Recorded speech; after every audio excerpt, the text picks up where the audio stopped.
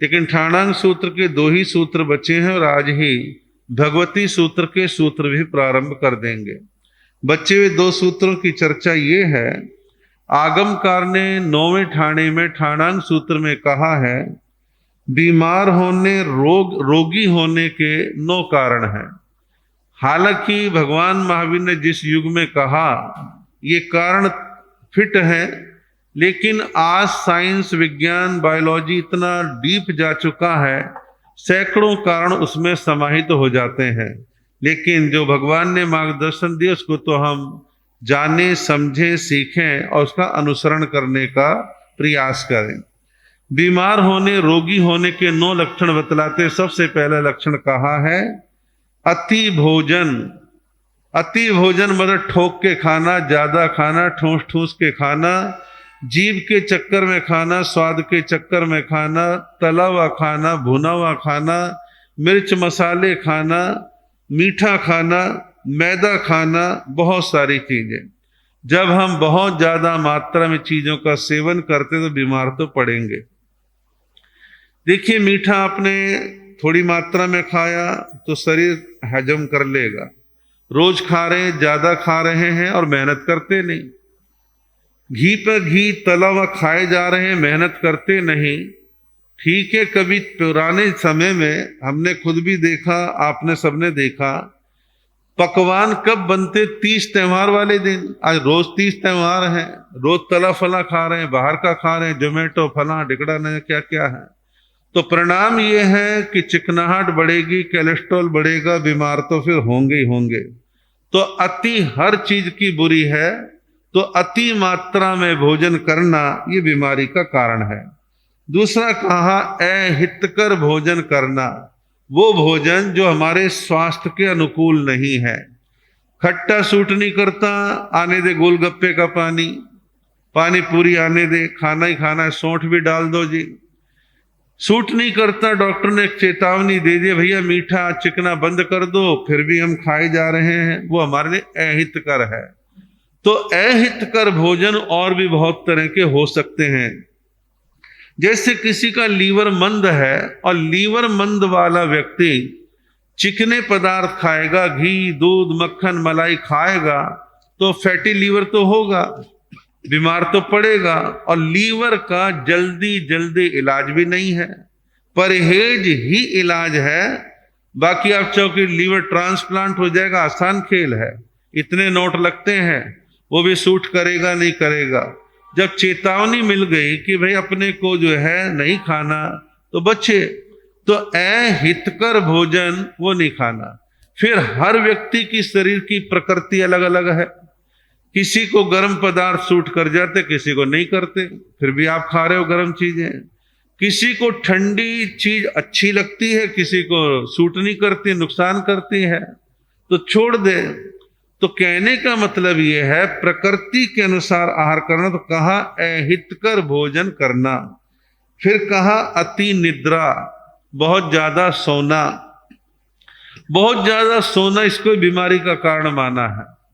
पहली बात तो जो बहुत ज्यादा मात्रा में सोते हैं आलसी हो जाते हैं, और मेडिकल साइंस कहती है ज्यादा मात्रा में सोने से मोटापा बढ़ता है। तो मोटापा बढ़ेगा जब ज्यादा सोएंगे, और लगातार सोने से कुछ ना कुछ शरीर में विकार पैदा होते हैं। तो नींद लें, लेकिन मीडियम लें।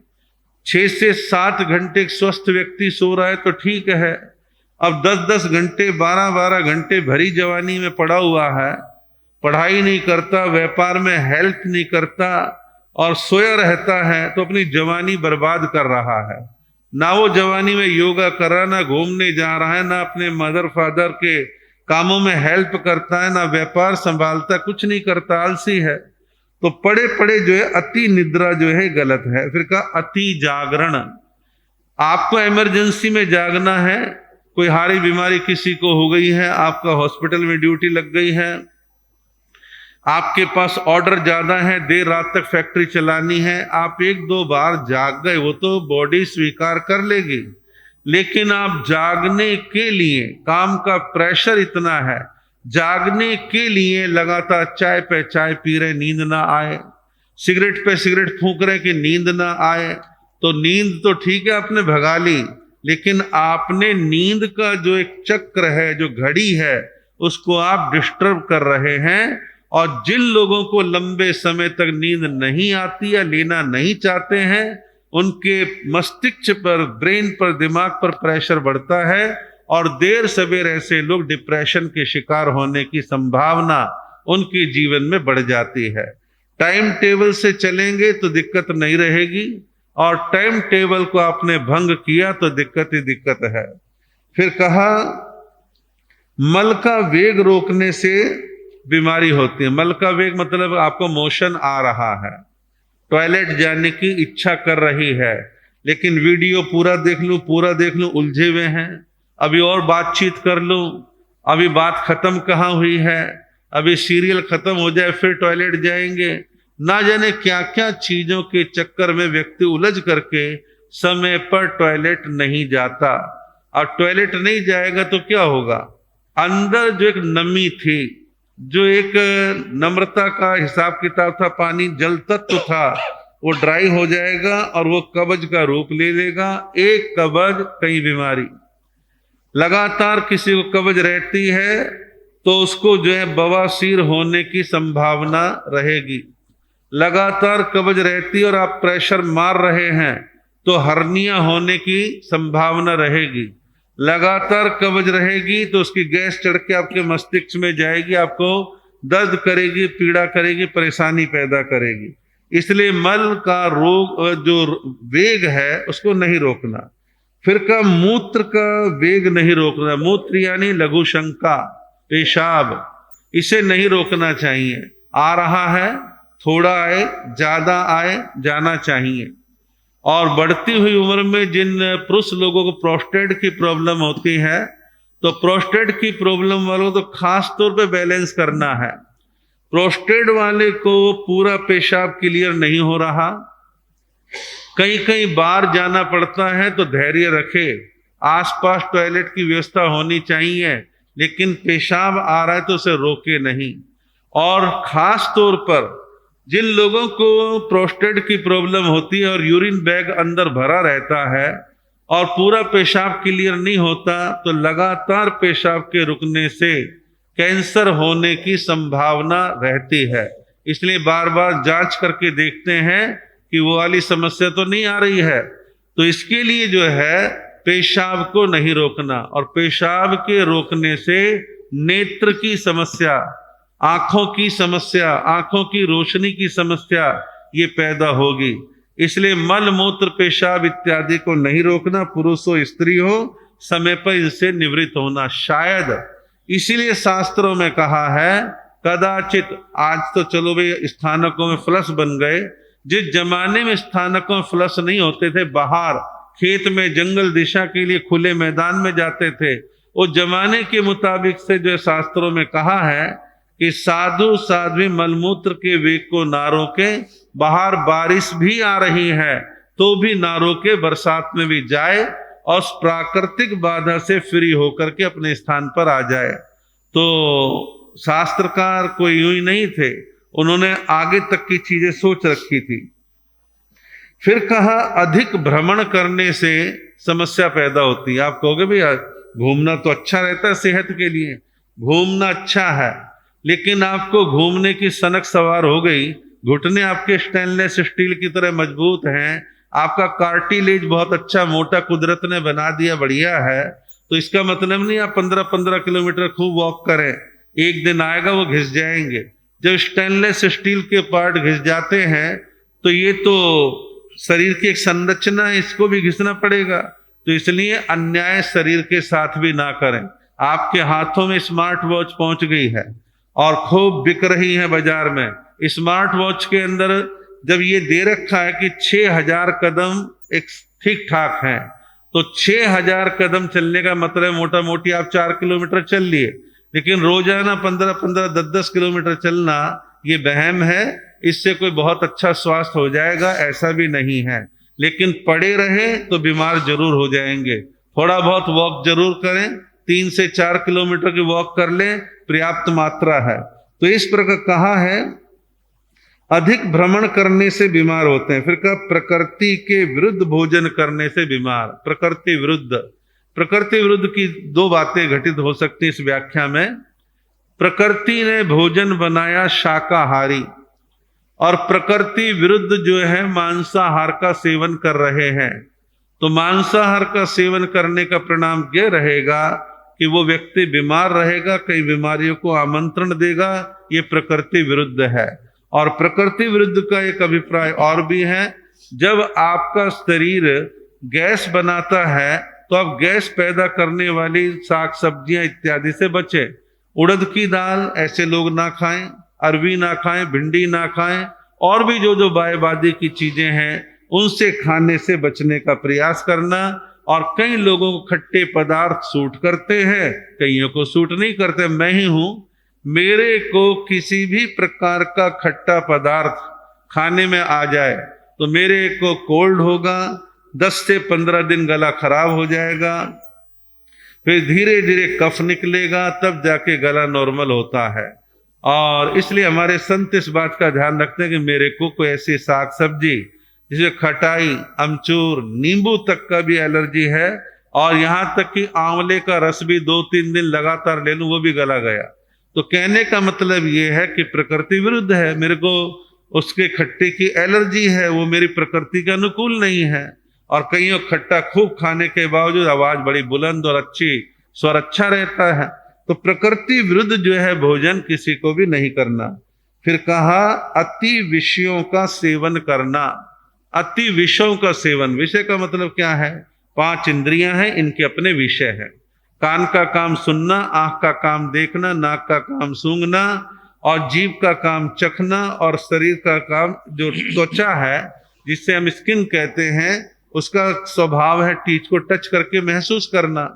अब मान लो हम लीड लगा के ऊंचे वॉल्यूम में खूब सुने जाएं तो 1.5 साल में व्यक्ति बहरा हो जाएगा। जहां आप रहते उसके आसपास बहुत ज्यादा धमक रहती है, आप में बहरापन आएगा। आप मोबाइल को लगातार घंटों बात करते हैं तो बहरापन आएगा। राइट से पकड़ रही है तो राइट में पहले बहरापन आएगा, और जिनको लेफ्ट किया था तो यहाँ बहरापन आएगा। तो इसलिए हर चीज को संतुलित तरीके से करने का प्रयास करें। तो कान का जो विषय सुनने का है तो सुने, लेकिन मर्यादा में।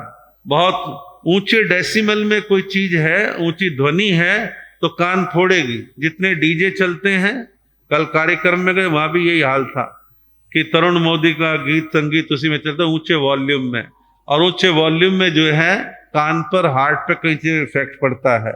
और आंख की बात जहां तक है, जब ब्लैक एंड व्हाइट टीवी सन 70 के आसपास आए, फिर कलर टीवी एशियड गेम के आसपास आए, फिर मोबाइल की स्क्रीन, लैपटॉप की स्क्रीन और कंप्यूटर वगैरह की, तो ये लगातार स्क्रीन पर काम करने से, देखने से क्या होता है? पहले तो आएगा ड्राइनेस, फिर आंखों की रोशनी पर इफेक्ट आएगा, और धीरे धीरे आंखें समस्या ग्रसित हो जाएंगी।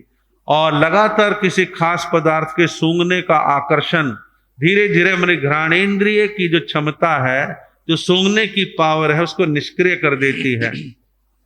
जहां तक जीभ के द्वारा सेवन की बात है, जीभ को कोई खास पदार्थ पसंद है, आप उसको जीभ के चक्कर में खाए जा रहे हैं तो आप बीमार पड़ेंगे। और कंपनियों ने कुरकुरे, चिप्स के टेस्ट ऐसे बनाए हैं कि आपके बच्चे उनके गुलाम हो जाते हैं, शरीर गुब्बारे की तरह फूलने लगता है और कई बीमारियों से ग्रसित हो जाते हैं।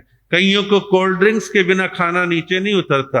कोल्ड ड्रिंक्स यदा कदा कभी पीली, लेकिन कंटिन्यू कोल्ड ड्रिंक्स पी रहे, जीभ को अच्छा लग रहा है, तो एक दिन कोल्ड ड्रिंक्स परिणाम लेके सामने आएगी और कई समस्याएं खड़ी होंगी। और इसमें शुगर की मात्रा बहुत ज्यादा होती है, कई दूसरे केमिकल्स होते हैं। तो इसलिए आवश्यकता है कि अति किसी चीज की ना करें। और इसी प्रकार चखने के बाद, जीभ के बाद आता है स्पर्श का। स्पर्श नॉर्मल वे में टच करते हैं, ठीक है, लेकिन किसी को चस्का लग गया कि बस में, ट्रेन में, मेट्रो में महिलाओं को टच करके देखना है, तो एक दिन जूते भी पड़ते हैं, सेवा हो जाती है। तो ऐसी वाहियातपना जिनके जीवन में है, जो अपनी इंद्रियों पर कंट्रोल नहीं करते, तो वो लोग इसी प्रकार के शिकार होते हैं। तो बीमारी के जो रोग के 9 कारण बतलाए हैं, और ये 9 कारणों से बचने का प्रयास करना चाहिए। जो लोग संतुलन करके चलेंगे, संयम करके चलेंगे, वो अपने जीवन में बच के रहेंगे और अच्छे ढंग से आगे बढ़ेंगे। आगे कहा है, न एवं भूतम व भव्यम व भविष्यति व जम जीवा अजीवा भविष्यन्ति अजीवा व जीवा भविष्यन्ति। बड़ा अच्छा है और हमारी परंपरा को पुष्ट करने वाला सूत्र है, जहां हम और आप धर्म ध्यान कर रहे हैं। कहा इसका अर्थ, ना ऐसा कभी हुआ है, ना होता है, ना कभी होगा ही कि जो चेतन है वो कभी अचेतन जड़ हो जाए, और जो जड़ अचेतन है वो कभी चेतन हो जाए। इसका मतलब है जीव कभी अजीव नहीं हो सकता और अजीव कभी जीव नहीं हो सकता। आपने किसी जड़ यानी मूर्ति को हंसते हुए देखा है, रोते हुए देखा है, खाते हुए देखा है, आपके सिर पर हाथ फेरते हुए देखा है। रोबोट के द्वारा तो हो जाएगा, लेकिन कोई जड़ पदार्थ ऐसा नहीं करता। रोबोट भी तभी करे, उसमें प्रोग्राम डाल रखा होगा, वो भी मनुष्य के द्वारा निर्मित ही है। और चेतन क्या है? आत्मा, जीव, ये चेतना है। और चेतन को कभी किसी ने आज तक अचेतन किया है? नहीं किया।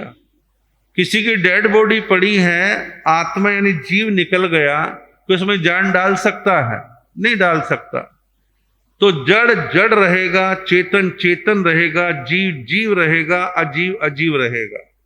हमारे पूर्वजों ने, और सबसे पूर्वजों से पहले तो हम तीर्थंकरों की बात कहें, तीर्थंकरों ने जीव अजीव को बहुत अच्छे से आगम शास्त्रों में व्याख्यायित कर दिया है।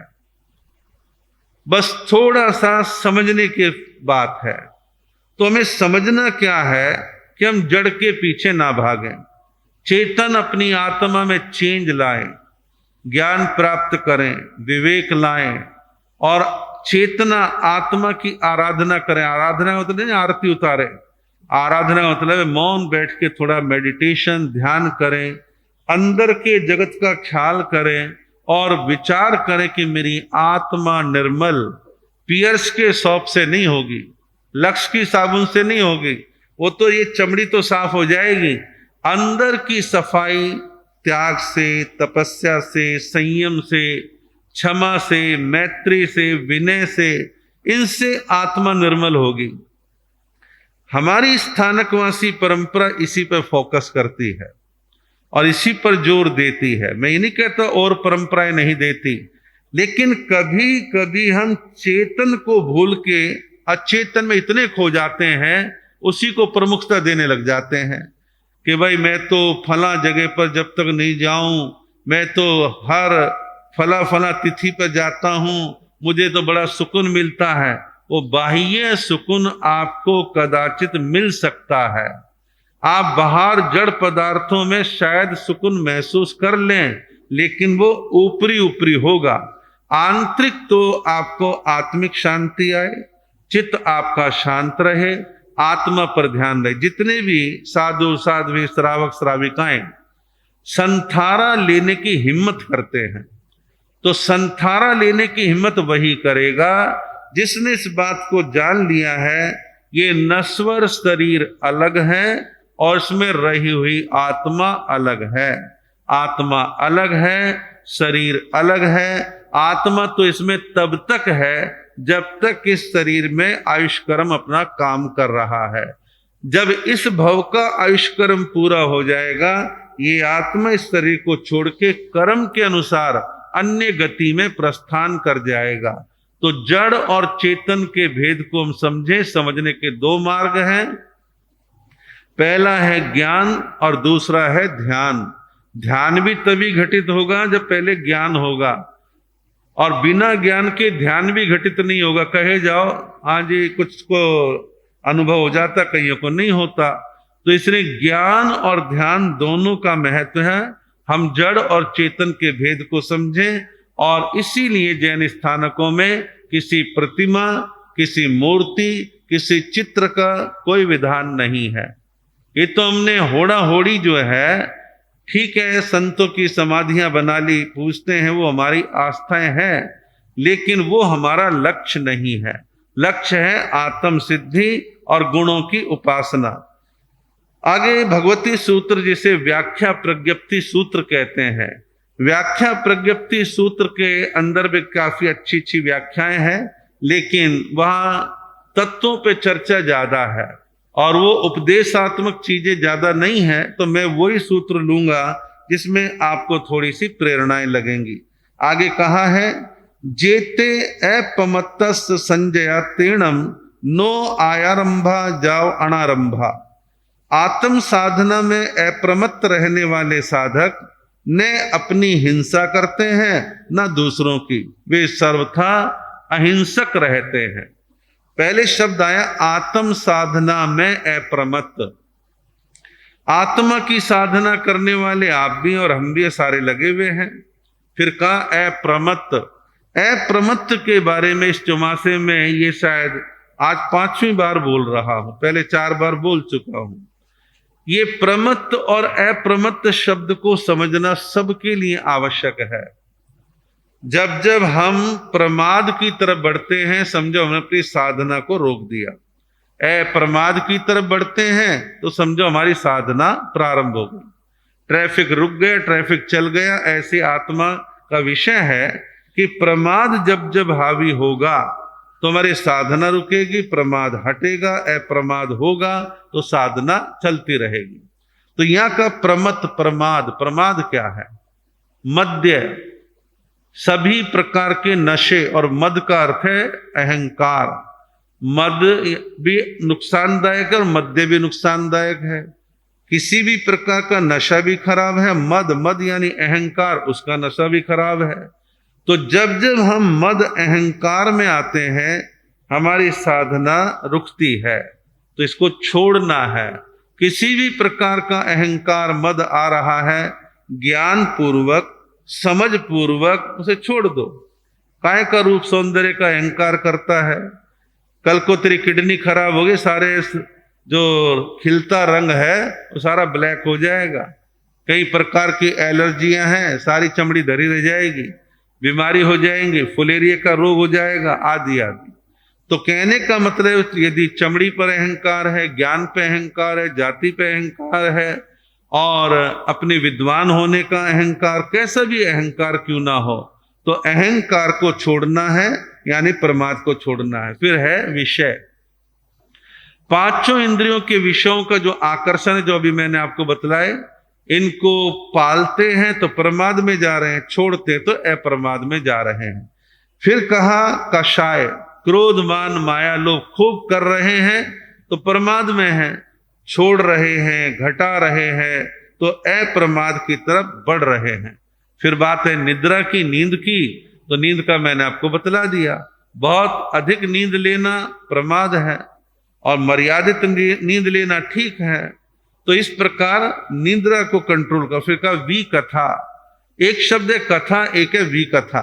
कथा वो है जो आत्म कल्याण के मार्ग पर लेकर के जाए, जिसको सुनकर के, जिन कथाओं को सुन के तप त्याग वैराग्य संयम मर्यादा आदि सद्गुणों का विकास हो, सुन सुन के अच्छे भाव पैदा हो, वो तो है कथा।